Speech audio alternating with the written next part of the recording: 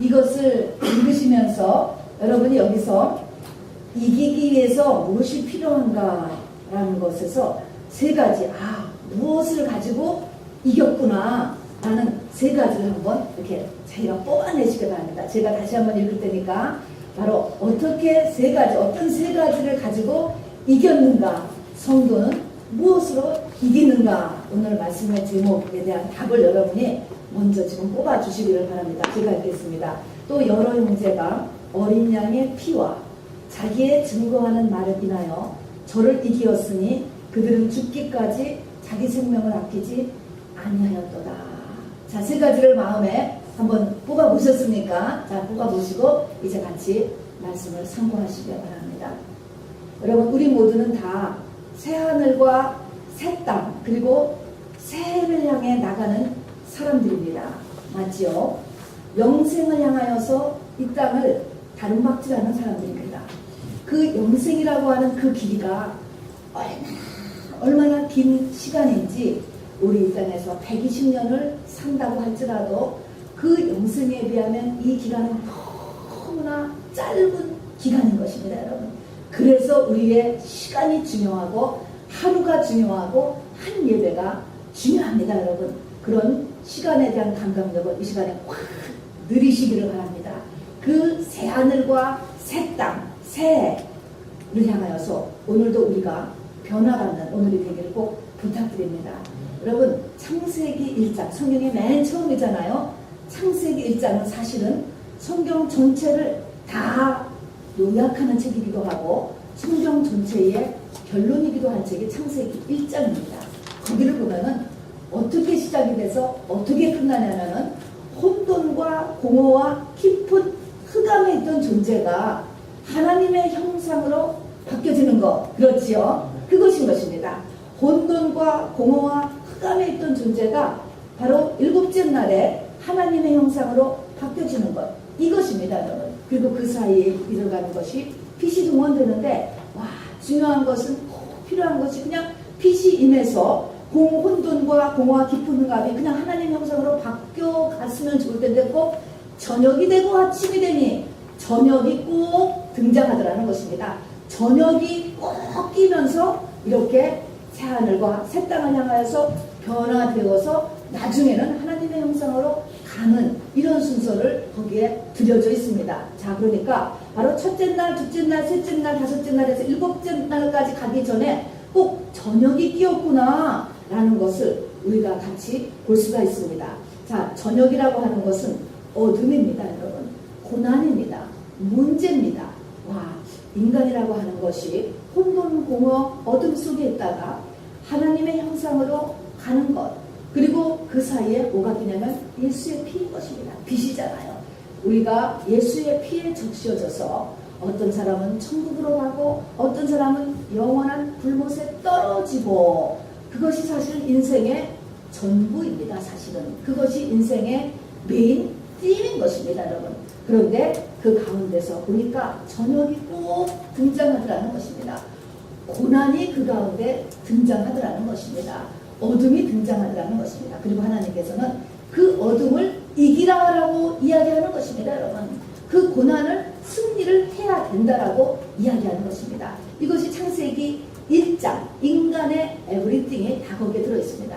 그리고 창세기 1장과 짝을 이루는 책이 성경의 또 맨 끝에 있는 요한계시록입니다. 그리고 요한계시록에서는 이 창세기 1장을 조금 더 펴서 우리에게 설명을 해놓고 있습니다. 자, 그래서 요한계시록에 보면은 많은 고난과 재앙이 가득 차 있습니다. 3분의 2가 고난과 재앙으로 점철되어 있잖아요. 그리고 그것이 바로 우리 창세기 1장에서 이야기하는 저녁인 것입니다. 밤인 것입니다. 그것을 더 풀어놓은 것이고, 그리고 어떻게 이기느냐라는 것을 써놓은 것이 바로 요한계시록에 바로 우리 성도에게 주신 하나님의 말씀입니다. 그래서 오늘은 요한계시록을 중심으로 같이 말씀을 나누기를 원합니다. 요한계시록은 특별히 66권 가운데서도요, 상중에 복이 있죠. 읽는 자, 듣는 자, 행하는 자가 복이 있다 그래서 특별히 모든 메시지를 집중적으로 써놓고 있는 책이 계시록입니다. 그래서 이 계시록의 메시지를 가지고 우리가 전체의 아주 메시지를 우리가 다 집중적으로 우리가 받을 수가 있습니다.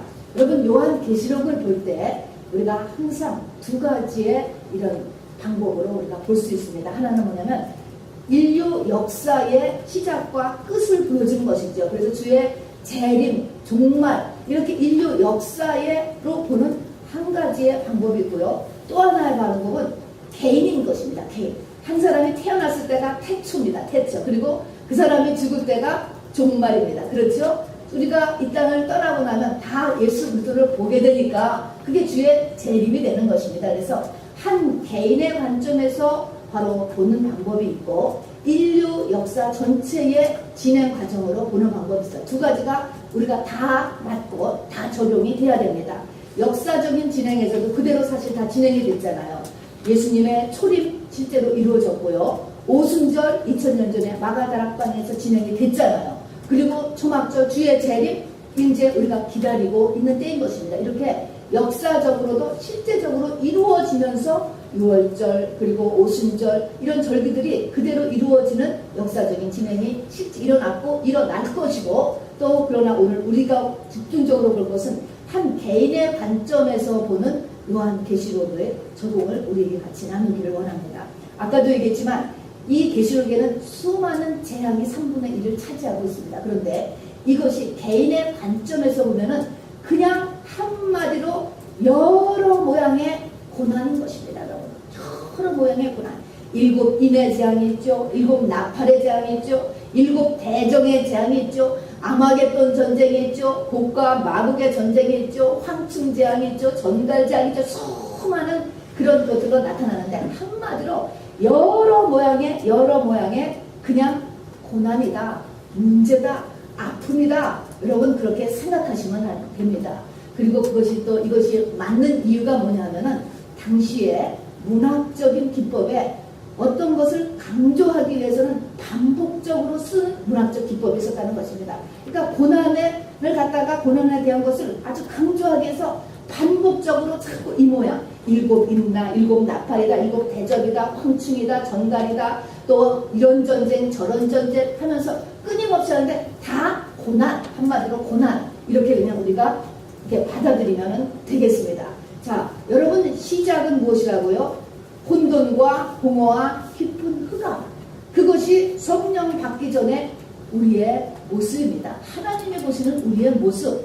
내가 어느 만큼 교육을 받았다든가 어느 만큼 사회적 지위를 가지고 있다는 것이 문제가 아니고 그것과 전혀 상관없이 하나님께서는 우리를 보실 때 혼돈과 공허와 깊은 흑암으로 보십니다. 그것이 뭡니까? 끝은 뭐예요? 하나님의 형상을 닮은 바로 사람, 하나님이 보시는 사람으로 이렇게 변화되는 것, 이것이 인생 전부인 것입니다.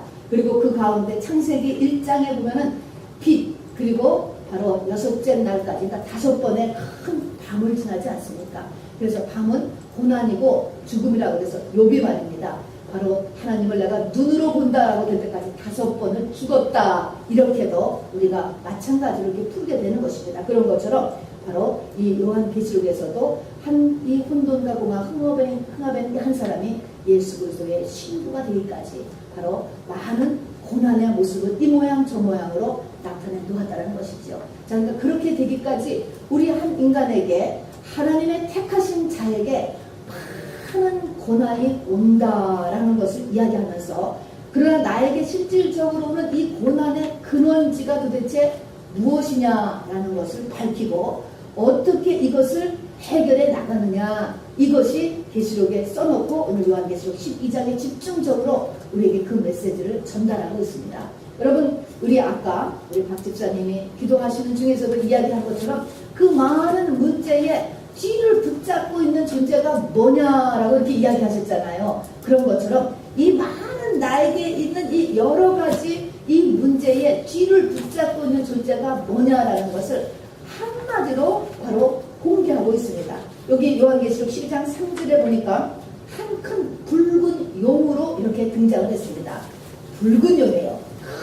큰 용인데 붉은 큰 용인데 이것을 가리켜서 옛 뱀이고 마귀고 또 사단이다 이렇게 이야기했습니다. 그리고 7 머리 열 뿔이 있고 그 머리에다가는 면류관을 쓰고 있는 한 큰 붉은 용을 이야기한 것입니다. 그냥 한 큰 붉은 용이다 이렇게 얘기하지 않고 또 그냥 마귀다, 사단이다 이렇게 이야기하지 않고 옛뱀이다, 마귀다, 또 큰 용이다 이렇게 쓴 이유는 우리가 이 문제를 생각할 때 아주 옛뱀, 창세기로부터 들어가고 인류의 역사 전체를 한번 다 생각해보라 이 말씀인 것입니다. 그러니까 모든 인류의 역사의 문제를 일으킨 그 근원부터 또 과정을 다 살펴보면은 한 존재구나 라는 것을 알게 되고 그것은 바로 아담과 하와를 끌어내렸던 옛 뱀이라고 이렇게 우리가 우리의 영적인 이 원수가 있다라고 하는 한 존재를 성경이 밝혀주고 있는 것이죠. 그런데 그 존재가 어떻게 생겼냐면은 큰 용인데 붉은 용인데 7 머리가 있고 머리마다 면류관을 쓰고 10뿔을 가지고 있다 그랬어요. 자, 이것이 이제 영적인 상징을 가지고 있죠. 머리다라는 것은 우두머리라는 의미지요. 또 7머리, 7은 완전수예요. 우두머리, 그리고 그 머리에다가 또 면류관을 썼어요. 면류관은 누가 쓰냐면은 1등한 사람이 쓰는 게 면류관이에요. 아주 강력하다. 모든 것에서도 최고로 강력한 것을 나타내잖아요. 10뿔을 가지고 있다 그랬습니다. 뿔이라고 하는 것은 권세예요. 파워예요. 파워. 그러니까 이 한 큰 붉은 용이 얼마나 막강한 힘을 가지고 우리를 공격하는가라는 것을 보여주고 있습니다. 자, 여러분, 나에게는 모든 문제의 근원이 어딘가라는 것을 지금 보고 그리고 그 세력이 얼마나 강력한가라는 것을 하나님께서 우리가 깨닫기를 원하십니다. 여러분, 눈이 열리셨지요? 자, 그렇게 깨달으시기를 바랍니다. 자, 이런 한 큰 붉은 용이 있는데 이 붉은 용이 타겟팅을 하고 있는 존재가 있다라고 하는 것입니다. 이 붉은 용이 무엇을 향하여서 지금 목표를 하고 있는가 라고 하는 것을 보니까 애를 낳으려고 애쓰는 여자가 거기 하나가 등장하는 것입니다. 애를 낳으려고 애쓰는 여자. 그래서 이 원수는 뭐냐 하면은 이 붉은 용은 무엇이 타겟이냐면 그 애를 낳으면 안 되는 거예요. 그 애를 낳으면은 이 붉은 용은 그냥 사그러들어야 돼. 완전 지는 것입니다. 그러니까 애를 낳게 하면 안 되는 것입니다. 그래서 애를 낳는 그 여자를 향하여서 지금 이 공격을 계속 개시하고 공격을 향하고 있다라고 하는 것입니다. 애를 낳으려고 애쓰는 여자. 근데 우리 아까 읽어보니까 요한계시록 10장 3절부터 보니까 이 애를 낳으려고 애쓰는 한 여자가 있는데 애를 낳았어요. 애를 막 낳으니까 그 아이가 하나님 앞에 하나님의 보좌 앞으로 그 애가 올려가더라 그랬습니다. 그러면은 그게 무슨 말이냐면 그 애는 하나님께서 만드신 애기다. 우리가 산부인과에서 애를 낳으면 그 애를 엄마 앞에 이렇게 가져드리고 아빠 앞에 갖다 드리고 그런 것처럼 이 애를 낳았더니 이 애가 하나님의 보좌 앞으로 올라가더라. 그런 말은 이 아이는 하나님으로 인해서 잉태되어서 바로 만들어지는 아이다. 이것을 이야기하는 것입니다. 이 애를 낳는 것이 이게 지금 이 붉은 용의 타겟이라고요. 자, 그러면 이 애를 낳으려 애쓰는 여자는 누굴까요 도대체? 이 애를 낳은 애쓰는 여자는 누구예요? 나죠. 나. 성령인 것입니다, 여러분. 성령 받은 저와 여러분인 것입니다, 여러분. 자, 그러면은 이 붉은 용은 이 애를 낳으려고 애쓰는 여자가 아닌 사람들은 상관을 안 해요. 그거는 공격을 안 한다니까. 그거는 아예 그 수하에 있기 때문에 공격을 안 하고 7머리 10뿔의 이 큰 무시무시한 붉은 용의 타겟은 애를 낳으려고 임신이 되었고 또 그 임신한 아이를 낳으려고 잘 키워서 낳으려고 애쓰는 그런 여자를 갖다가 더 공격한다는 것을 잊지 마시기를 바랍니다. 자, 그러면 여기 보니까 이제 결국에 가서 애를 낳잖아요. 그 애를 낳으면 그 아이는 도대체 누굴까요? 그 누구를 낳는 거야, 여러분? 이 출산된 아이는 누굴까? 이 출산된 아이는 예수님이지만 그 출산된 아이도 결국은 또 나예요. 나죠. 내가 나를 낳는 거예요, 여러분. 맞지요? 내가 나를 낳는 것입니다. 근데 그 나가 뭐예요? 이제는 새롭게 된 나. 그렇죠? 예수 그리스도의 형상을 닮은 나. 속사람. 이것이죠. 그러니까 내가 나를 낳는 것입니다, 여러분. 자, 그래서 내가 나를 낳아야 되는데 이 낳는 것을 못 낳게 하기 위해서 바로 이 붉은 용이 역사를 하는 것이고, 성경은 이 아이를 낳도록 이제 돕고요. 그리고 하나님은 바로 그 여자에게 바로 이기라고 이야기하는 것입니다. 그 아이를 낳아야 된다, 이겨라 라고 이야기하는 거예요. 그를 전쟁이라고 이야기하는 거예요. 그 아이를 낳는 것을 또 구약에서는 뭐로 표시했냐면 가나안 땅을 이야기한 것입니다. 가나안 땅을 바로 차지해라 라는 것이 이 아이를 낳는 거하고 똑같은 것인데, 가나안 땅을 차지하는데도 하나님께서 너에게 젖과 꿀이는 가나안 땅을 준다, 전제는 여호와께 속한 것이다 그래 놓고 나서 맹렬히 싸워야지만 돼. 그죠? 싸우고 또 싸워서 이긴 만큼만 차지하는 거야. 가나안 땅을. 똑같습니다 여러분. 하나님께서 이 아이를 이겨서 낳아야 돼 라고 이야기했는데, 그 된 것만큼이 나에게 복으로 온다라는 것입니다. 자, 그래서 이제 아이를 낳아야 되는데 이 붉은 용이 공격을 한단 말입니다. 이 붉은 용이 공격을 하는데 이것을 어떻게 조처를 하느냐, 또 어떤 일이 일어나느냐 보니까 요한계시록 12장 우리가 아까 읽은 6절을 보니까 이 여자가 광야로 도망을 간다고 그랬습니다. 그래서 1260일 동안 하나님의 예비하신 곳에 숨어 지내면서 이 아이를 바로 뱃속에서 키워서 낳을 준비를 하는 것입니다. 여기 보면은 이 여자가 광야로 도망가. 주체가 이 여자가 되는 것처럼 보이고, 또 이 여자의 환경이 광야가 되어버리는 거예요. 광야는 뭡니까? 고난의 기간이요, 고난의 장소인 것입니다.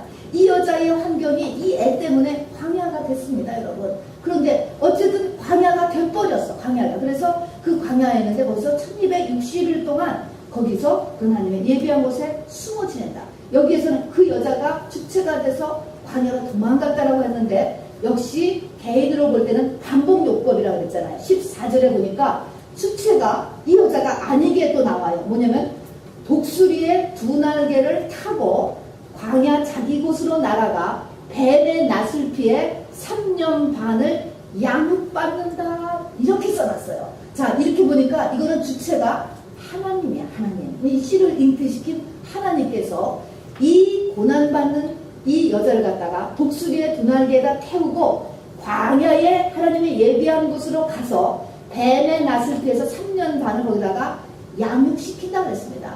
아, 그러니까 바로 이 잉태한 여자에게 오는 이 고난의 환경이 하나님이 집어넣는 양육 프로그램인 것입니다 여러분. 이렇게 성경은 똑같은 일이지만 이렇게 하나님의 이러한 눈으로 이 이야기를 써놓고 있는 것입니다. 거기 가서 보면은 1260일을 숨어 지낸다 라고도 이야기했고, 어디 보면은 3년 반이다 라고도 이야기했고, 또 한때와 두때와 반때라고도 이야기했고, 또 42개월이라고도 얘기했어요. 똑같은 거예요. 똑같이 날짜로는 1260일, 똑같이 반복요법인 것입니다. 반복요법. 어떻게 어떤 사람이 보면 한때 두때 반때 그러면 느낌이 더 짧은 것 같이도 보이고, 1260일 그러면 굉장히 길게도 느껴지고, 그렇지만 어쨌든 우리의 고난에는 끝이 있다라고 하는 사실 여러분 믿으시길 바랍니다. 하나님이 정한 고난의 기간이 있다는 것입니다. 그게 상징적인 3년 반이요, 1260일이요, 그리고 42개월인 것입니다. 어떤 일정한 고난 기간에다가 집어넣고 하나님의 입장에서 보면은 양육이고요, 그리고 이 여인의 입장에서 보면은 도망간 어떤 환경인 것입니다 여러분. 나에게 부닥친 바로 광야의 환경인 것이죠. 자, 그래서 우리가 이런 것을 계시록에 이 베일이 벗겨져서 우리가 이렇게 보게 됐을 때 나에게 오는 고난에 대해서 여러분 절대로 낙심할 일이 아니요, 절망한 일이 아니요, 두려워할 일이 아니라는 것을 믿으시길 바랍니다. 하나님이 독수리의 두 날개를 태워서 하나님의 예비하신 곳에서 우리를 양육시키고 있는 것입니다 여러분. 수많은 일곱 나팔, 일곱인 전갈의장, 뭐 3분의 1 짓고 4분의 1 짓고, 그리고 이런 전쟁 저런 전쟁 아마겟돈 전쟁 국가만 수많은 고난의 종류, 그 개인만이 알아요. 그 고난은 본인만이 안다고. 그러나 그 고난의 길, 그 가는 길이라 할지라도 하나님께서 그 모든 것을 정확하게 알고 계시다라는 것을 잊지 마시길 바랍니다. 그런데 성경에 보니까요, 우리가 지금 계시록 12장에서 이것을 하나님께서 공개하셨는데 그 바로 전에 11장을 보니까 이런 이야기가 있습니다. 11장에 보면은요, 이 요한에게 성전을 측량하라는 이러한 명령이 내립니다. 그래서 성전은 측량이에요. 그런데 이거는 바로 에스겔서 40장에서도요, 성전 측량이 나와요. 성전을 측량한다는 것이 뭘까? 당시에 3m 되는 이 잔을 가지고 측량하는 것입니다. 성전을 측량한다. 자, 우리가 다 성전 되지 않았습니까? 그런데 구약에서는 이 눈에 보이는 성전을 측량할 때는 왜 측량을 하냐면 그 성전을 완전히 부셔버릴 때 측량을 한다거나 아니면 보수할 때, 새로 만들 때 측량을 했다라고 하는 것입니다. 자, 그러면은 바로 우리 오늘 이 계시록 그 바로 전장에서 이 요한에게 성전을 측량해라 라고 하는 말은 하나님의 백성들을 하나님께서 측량을 하신다는 것입니다. 여러분 성전 안에 많은 이러한 기구들이 있지 않아요? 그런 성전된 나를 갖다가 하나님께서 측량하신대요. 다 측량은 뭐 전에 한다고? 새로 만들거나 부실 때 한다는 것입니다. 하나님의 자로 성전을 측량하게 한 다음에 바로 이런 모든 문제가 12장에서 터지는 것입니다. 여러분, 다시 말하면 하나님께서 우리를 견적을 뽑아요. 견적을 뽑는다는 말인 것입니다. 저거는 부숴야 돼. 저거 없애야 돼. 저거 버려야 돼. 또 저거는 새로 더 강화돼야 돼. 이런 거는 새로 줘야 돼. 이런 의미인 것입니다. 성전을 측량한다는 것. 그것을 하나님이 측량했어요. 아까 기도를 너무 은혜롭게 잘해주셨는데 그래요. 나보다 나를 더 잘하신 하나님이거든요. 내가 생각하는 것보다 나의 영생을 위하여서 또 나의 사명을 위해서 하나님이 정확하게 아시고 그를 측량하라라고 하는 게 그 말인 것입니다. 그래서 정확히 측량해서 견적을 뽑아서 그래서 양육 프로그램에 우리를 집어넣는다라고 하는 것입니다. 여러분. 그러니까 결론으로 보면은 결국은 다 나의 유익이죠. 그러나 그 과정에서는 7인과 7 나팔과 7 재앙의 이러한 이 대접의 이런 재앙이 우리 가운데 바로 던져지게 되는 것이죠. 자, 그래서 우리 하나님, 우리가 택한 백성이 하나님의 형상으로 되기 위해서는 반드시 전역이 있어야 되고 고난이 있어야 되지만은 바로 이것이 하나님으로 시작되었기 때문에 하나님이 우리와 함께 하신다는 것을 잊지 마시고요. 자, 그런데 하나님께서 그러니까 이런 고난이 우리에게 올 때 우리가 잊지 말아야 될 것은 도대체 내가 어떤 견적에 어떻게 뽑혀졌는가 여러분 궁금하지 않으세요? 뭐 때문에? 나에게 뭐 때문에 이런 일이 있는가? 나의 어떤 견적이 뽑혀졌으며 또 나에게 어떤 사명이 있어서 무엇 때문에 나에게 이런 일이 일어나는가 여러분 알아야 되잖아요. 그거 어떻게 합니까? 성령이 아니고서는 여러분 이거 알 수 없는 것입니다. 여러분. 그러니까 너희 중에 고난당하는 자가 있느냐? 저는 뭐 할 것이요? 기도할 것이요. 기도하면 무엇을 준다고요? 너희가 악한 자라도 자식에게 좋은 것을 줄 줄 알거든 구하는 자에게 성령을 주시 않겠냐. 그래서 기도하러 나오라는 것입니다. 기도했을 때 도대체 왜 나에게 이런 문제가 일어났는가 하나님께서 알려주시고 무엇 때문에 그리고 어떻게 하면 이것이 바로 완전히 견적이 끝나서 이렇게 끝나는가라는 것을 하나님께서 알려주시고 우리에게 힘을 주시고 도와주시는 것입니다. 여러분. 그래서 너희 중에 고난당하는 자가 있느냐 하면은 바로 주님 앞에 나오라고 이야기한 것입니다. 자, 그러면 이제 본론으로 들어갑니다. 본론에서는 자, 그래서 이것이 하나님의 양육 프로그램이다 라는 것을 알아주시는데 모든 이런 고난 가운데서 이기는 하나님께서 어떻게 하면 네가 가나안을 성취할 수 있냐, 어떻게 하면 어차피 배웠어요. 이 아기는 됐다고, 잉태가 됐다. 이 아이를 10달을 잘 키워서 낳느냐, 이렇게 낳게 하기 위해서 3가지의 바로 누구나가 적용해야 될 진리의 3가지의 방법을 우리 오늘 아까 읽은 박스에서 읽은 계시록 12장 11절의 말씀인 것입니다. 어떻게 해야 되느냐, 여러분 이 말씀을 꼭 받으시고 그대로 꼭 나의 삶에 적용할 수 있게 되기를 바랍니다. 어떻게 해서 아이를 잘 키워서 낳게 하느냐라는 것이고 어떻게 하면은 내가 가나안 땅을 들어갈 수 있느냐라는 거하고 똑같은 방법이 되는 것입니다. 여리고성을 믿음으로 무너뜨렸다. 여리고성을 세상적인 방법으로는 불가능했어요. 어떻게 그 일이 해결될 수 있어? 어떻게 이 문제가 해결될 수 있어? 세상의 방법으로는 불가능. 왜냐하면 당시를 연구하던 사람들도 여리고성을 이스라엘 민족의 수준으로 무너뜨릴 수 있는 화면은 100만 분지 이겼다고 합니다. 불가능한 것이에요. 그러나 믿음으로 여리고성을 무너뜨렸다고요. 그 무너뜨리는 방법은 똑같이 여기 있는 세 가지입니다. 맨 처음에 보니까 어린 양의 피, 두 번째는 자기의 증거하는 말, 세 번째는 죽기까지 자기 생명을 아끼지 아니하였다. 세 가지인 것입니다. 여러분. 자, 이 세 가지가 사실은 제일 중요한 게 어린 양의 피예요. 두 번째 중요한 게 증거하는 말이에요. 세 번째가 자기 생명을 아끼지 않는다. 다 중요하지만 순서를 치면 1, 2, 3의 순서예요. 그래서 우리가 세 번째 것부터 같이 말씀을 나누도록 하겠습니다. 세 번째가 죽기까지 자기 생명을 아끼지 아니하였다고 했습니다. 뭐예요?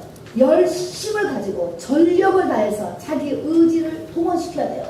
문제를 해결하려고 몸부림을 쳐야 된다는 것입니다. 여러분, 바로 자기의 환경을 벗어나려고 힘쓰고 애쓰고 뒹구는 자기 의지가 반드시 필요하다는 것이죠. 자, 우리의 상대가 아까도 얘기했지만 7머리 10뿔에 그 머리에는 멸류관을 쓴 큰 붉은 용이라고 했습니다. 아주 엄청난 대상이다라는 것을 성경이 이야기하고 있어요. 여러분, 결코 만만한 존재가 아니에요. 여러분, 모세가 싸웠을 때 보세요. 모세의 상대가 누구냐면 당시에 최고의 강대국이었던 애굽이었어요. 그리고 애굽의 바로 왕이었어요. 그리고 애굽의 수많은 술사들이었어요. 이 존재하고 모세가 싸워서 이스라엘 백성을 끊어냈습니다. 여러분. 그 다음에 엘리야를 보세요. 엘리야의 상대는 역시 이스라엘의 아합 왕이었어요. 상대가 왕이라고. 그리고 아합 왕의 이세벨이었어요. 그리고 당시에 850명의 선지자들이었습니다. 이게 다 아합 왕 편이었잖아요. 그들이 바로 대상이었다는 것입니다. 바로 야고보와 그리고 베드로와 요한이 바로 이 변화산에서 예수님이 모세와 엘리야와 함께 흰옷으로 변화되면서 흰옷을 입고 빛난 광채가 이야기하는 것을 봤잖아요. 우리가 예수님과 같이 이 땅에서 승리하기 위해서는 예수님, 모세, 엘리야가 같은 레벨인 것입니다. 모세가 어떻게 싸웠고 엘리야가 어떻게 싸웠고 예수님이 어떻게 싸웠는가, 그 상대가 어떤가라는 것을 생각해 본다면 우리가 죽기까지 내 생명을 아끼지 않을 만큼의 각오를 갖고 싸우지 않으면 절대 못 이긴다는 것입니다. 여러분. 그러니까 이건 아예 내 힘으로도 못 싸우고 성령께서 싸워주셔야 되지만, 그러나 성령을 나한테 끌어들이기 위해서는 나 역시도 목숨을 다 내놓는 만큼 죽기까지 의지를 바로 발동을 시켜야 된다는 것을 이야기하는 것입니다. 여러분. 그래서 모세가 싸운 것처럼, 엘리야가 싸운 것처럼, 예수님이 십자가에 못 박히심으로 인하여서 구원의 역사를 이뤄냈던 것처럼 우리도 죽기까지 자기 생명을 아끼지 않은 그런 의지 발동을 우리가 꼭 하시기를 바랍니다. 두 번째가 자기의 증거하는 말로 저기를 이겼다고 했습니다. 말로 이겼다. 말로 이겼다. 자, 우리 그 앞에 11장에도 보면요, 두 증인 등장해요. 두 증인은 마지막 때의 참된 성도들을 이야기하는 것인데, 그 두 증인이 싸우는데 누가 이 증인을 갖다가 해하고자 하면은 그 증인의 입에서 불이 나와서 그 원수를 다 소멸한대. 자, 그러면 이것이 실질적으로 우리 성도들이 입에서 막 그냥 용같이 그냥 막 무슨 불을 내뿜느냐, 무슨 불을 내뿜는 걸 얘기하는 것이 아니고요. 이 입에서 불이 나서 원수들을 소멸한다라고 하는 그 말이 무엇이냐라고 보니까, 에레미야서에 가면은 그 불이라는 게 입에서 나오는 불이 뭔가라고 보니까 에레미야서 5장 14절에 보면 이렇게 이야기했습니다. 볼지어다 내가 내 입에 있는 나의 말로 불이 되게 하고 이 백성으로 나무가 되게 하리니 네 입에 있는 나의 말이 불이 되어서 그들을 사르리라 그랬습니다. 결국 입에서 불을 막 내뿜는다라고 하는 그 말은 하나님의 말씀으로 충만되어서 나오는 삶을 이야기하는 것입니다. 여러분, 말이라고 하는 것은 그 사람이잖아요, 결국은. 그러니까 이 사람이 하나님의 말씀으로 충만된 상태를 이야기하는 것입니다. 그러니까 다시 말하면 두 번째는 우리가 하나님의 말씀을 충만하게 받아야 된다는 거예요. 얼마나 중요한지 몰라요. 우리가 육의 사람들 일단 잘 먹어야 크듯이 여러분 반드시 부지런히 말씀을 받는 일에 여러분 전념하시기 바랍니다. 요셉의 삶의 특징도 뭐예요? 시냇가에 심은 나무였습니다. 시냇가에 심은 나무. 시냇가에 심은 나무였기 때문에 그 요셉이 담을 넘어갔고 모든 활 쏘는 자로 인하여서 바로 힘이 더 견강해졌다 그랬습니다. 억압을 당하고 핍박을 당할수록 더 강한 사람으로 바뀌어졌다니까요. 그렇게 할 수 있었던 것은 시냇가에 심겨져 있었기 때문이라는 것이죠. 부지런히 하나님의 말씀을 여러분 어떤 방법으로든지 채워 넣으시길 바랍니다. 내 영혼이 바로 만족할 때까지 먹으시리라 합니다. 그래서 말씀인 것입니다. 다음에 세 번째가 가장 중요한 어린 양의 피인 것입니다. 여러분, 이 어린 양의 피 하는 것은 피, 예수님의 피, 주님의 보혈, 그 의미는 우리가 지금 여기 보이지 않지만 채워져 있는 주님의 보혈. 이스라엘 민족들이 출애굽할 때 바로 어린 양의 피를 문설주의 발름으로 인해서 재앙이 넘어간 그런 영적인 하나님의 능력인 것도 되고요. 어린 양의 피라고 하는 것은 그래서 우리가 주님의 보혈을 뿌립니다 라고 했을 때는 믿음으로 사실 보이지 않지만 있는 그런 4차원 이상의 그 주님의 보혈을 상징할 수도 있습니다. 그러나 또 하나의 어린 양의 피다라고 하는 것은 피는 그 사람의 생명을 나타냅니다. 우리가 피를 뽑으면 병이 뭐가 있는지도 다 알잖아요. 또 피가 빠지면 그 사람은 죽는 것입니다. 피는 생명을 나타내서 피라고 하는 것은 그 사람을 나타내는 거예요. 그러니까 여기서 어린 양의 피로 이겼다라고 하는 그 말의 의미는 어린 양, 예수로 인해서 이긴다는 것입니다. 그러면 예수로 이긴다라고 하는 그 말은 뭐냐면 예수님의 피기 때문에 예수님의 인격인 것입니다. 예수님 같은 삶을 살아내는 것, 예수님 같은 인격을 가진 것, 이런 삶을 살았을 때 바로 우리가 이 악한 마귀 권세를 물리칠 수 있다는 것을 이야기하는 것입니다. 자, 그래서 우리가 그냥 피, 예수님의 피 이렇게 이야기하지 않고 특별히 어린 양의 피다 이렇게 써놨습니다. 어린 양의 피. 자, 우리가 그 앞에도 보니까 애를 낳는데 그 애가 우리가 예수님 낳는 거잖아요. 근데 예수님을 낳는 거고 내가 예수님 같이 되는 이것이 끝인데 거기에 보니까 난 애를 갖다가 예수님을 할 때 이렇게 들었습니다. 계시록 12장 5절에 보면 장차 철장으로 만국을 다스릴 남자 아이, 거기에 아이가 붙는 거예요. 철장으로 만국을 다스릴 남자라고 했는데 그냥 끝나는 게 아니고 그 아이라는 것입니다. 왜 어른이 아니고 아이, 왜 사자가 아니고 큰 양이 아니고 어린 양으로 묘사했을까? 만왕의 왕이요 만주의 주이시고 하나님이신데 철장으로 만국을 다스릴 아이가 돼버리면 아이라고, 아직 큰 아이가 아닌 아직 초등학생 같은 아이라는 것입니다. 그리고 어린 양이라고 하는 것입니다, 여러분.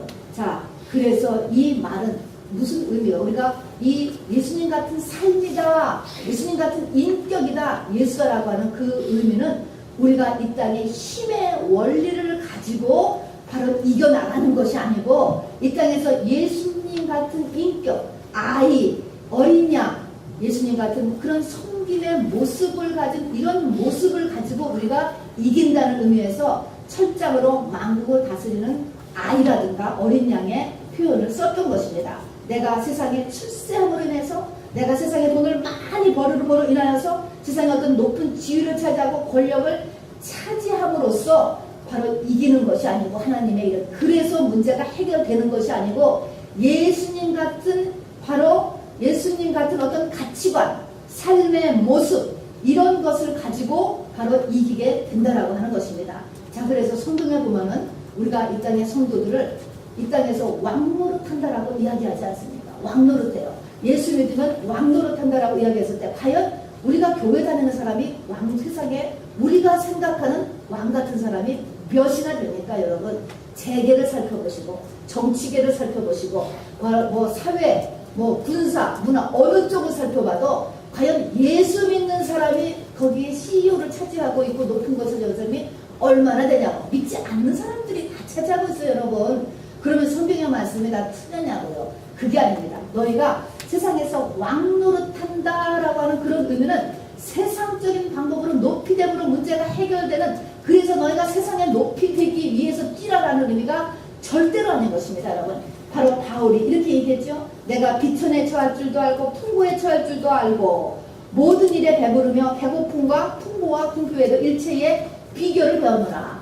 우리가 써놓고 있는 빌립보서 4장 10절에 내게 능력 주시는 자 안에서 내가 모든 것을 할 수 있느니라. 이 말에서는 내가 그냥 세상 사람들을 누르고 반에서 하다가 1등하고 그런 것을 이야기하는 것이 아니고, 내가 비천에 처할 줄도 알고 배고픔과 또 일체의 궁핍에도 비교를 배웠다. 나에게 돈이 없어도, 나에게 지금 어려움이 왔도 그것 때문에 원망하고 불평하고 이러는 것이 아니고, 그렇다 할지라도 하나님의 감사를 찾고, 그렇다 할지라도 견디고, 그렇다 할지라도 부정한 방법으로 돈을 벌지 아니하고, 이런 것, 궁핍에 처하도 하나님의 뜻을 믿고 인내하며 견디며 하는 그런 힘을 이야기하는 것입니다, 여러분.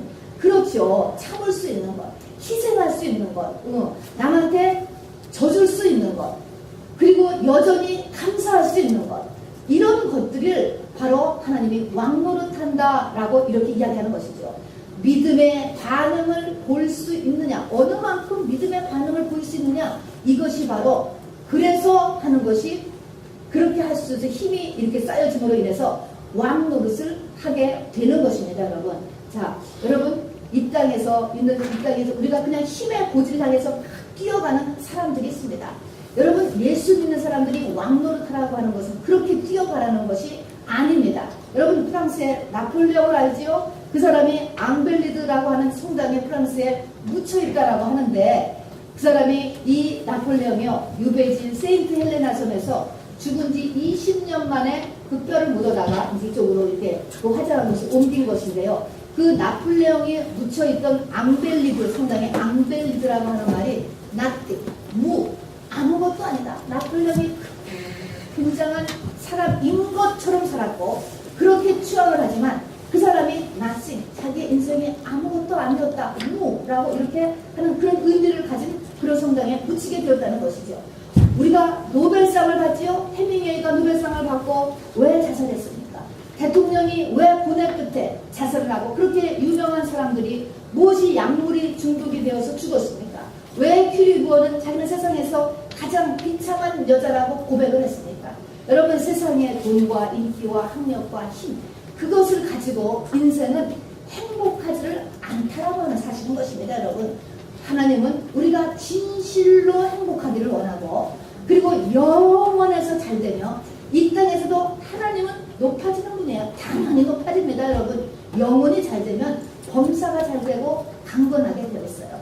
이것에서 그 모든 것을 우리에게 살리고 생명을 주고 높아지고 탁월해지는 것으로 하는 하나님의 방법으로 우리를 높이시죠. 그렇게 하는 것이지 세상적인 방법을 가지고 하는 것이 아닌 것입니다, 여러분. 자, 그래서 세상에 왕노릇한다라고 하는 그 말은 바로 예수 그리스도에 대한 같은 인격과 섬김과 희생과 가치관과 이런 모습을 가지고 삶으로 인하여서 왕이 되는 이런 모습을 이야기하는 것이죠. 믿는 자다운 가치관, 믿는 자다운 삶의 형식, 세상 사람이 할 수 없는 용서를 하고, 세상 사람이 할 수 없는 인내를 하고, 세상 사람이 할 수 없는 희생을 하고, 세상 사람이 하지 않은 정직함을 가지고 있고, 세상 사람이 할 수 없는 성실을 가지고 있는 것, 이것이 왕노릇하는 거예요.